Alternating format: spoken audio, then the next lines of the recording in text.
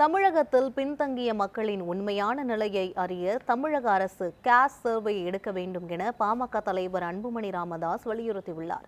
சென்னை கோவிலம்பாக்கத்தில் புதிதாக கட்டப்பட்டுள்ள மருத்துவமனையை திறந்து வைத்த பின்னர் செய்தியாளர்களுக்கு பேட்டியளித்த பாமக தலைவர் அன்புமணி ராமதாஸ், மத்திய அரசு அறிவித்துள்ள சாதிவாரி மக்கள் தொகை கணக்கெடுப்பு பாமகவிற்கு கிடைத்த வெற்றி என கூறினார். காஸ்ட் சர்வே எடுத்தால்தான் தமிழக மக்களின் கல்வி, பொருளாதாரம், வேலைவாய்ப்பு உள்ளிட்ட முழுமையான விவரங்கள் தெரிய வரும் என குறிப்பிட்டார்.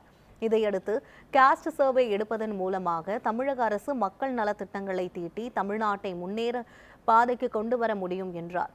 காஸ்ட் சர்வே தமிழக அரசுதான் எடுக்க வேண்டும் என கூறிய அன்புமணி, தமிழக அரசுக்கு உண்மையிலேயே சமூக நீதி அக்கறை இருந்தால் பட்டியலின மக்கள் உள்பட அனைத்து மக்களும் என்ன நிலையில் இருக்கிறார்கள் என்பதை அறிந்து கொள்ள காஸ்ட் சர்வே எடுக்க வேண்டும் என அவர் வலியுறுத்தினார்.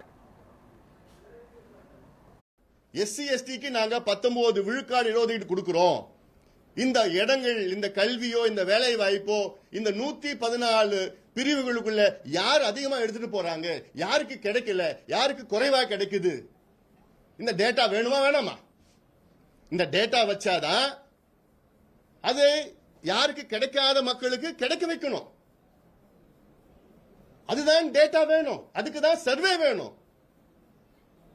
இது மொத்தத்தில் தமிழ்நாட்டில் 377 சமுதாயங்கள் இடஒதுக்கீட்டை அனுபவித்துக் கொண்டிருக்கின்றார்கள். 69 விழுக்காடு இடஒதுக்கீட்டை 377 சமுதாயங்கள் அனுபவித்துக் கொண்டிருக்கின்றார்கள். அந்த 377 சமுதாயங்களுக்காக கூட இதுல எந்தெந்த சமுதாயம் எல்லா இடத்தையும் தட்டிட்டு போறாங்க, யாருக்கு கிடைக்கல. இப்ப மலைக்குறவர்கள் இருக்கிறாங்க, அவங்க எவ்வளவு பேர் இருக்கிறாங்க யாருக்காவது தெரியுமா? என்ன நிலையில இருக்கிறாங்க தெரியுமா? அதுல யாராவது படிச்சிருக்கிறாங்கன்னு தெரியுமா? அப்ப இந்த டேட்டா எல்லாம் முதலமைச்சருக்கு தெரியறதுக்கு அவசியம் இல்லையா, விருப்பம் இல்லையா? அதனாலதான் சொல்றாங்க சர்வே எடுங்க. சர்வே எடுத்து எஸ்சி எஸ்டில நீங்க இன்னும் கொஞ்சம் உள்ஒதுக்கீடு கொடுங்க. தமிழ்நாட்டில் காஸ்ட் சர்வே தமிழக அரசு உடனடியாக அறிவிக்கணும்.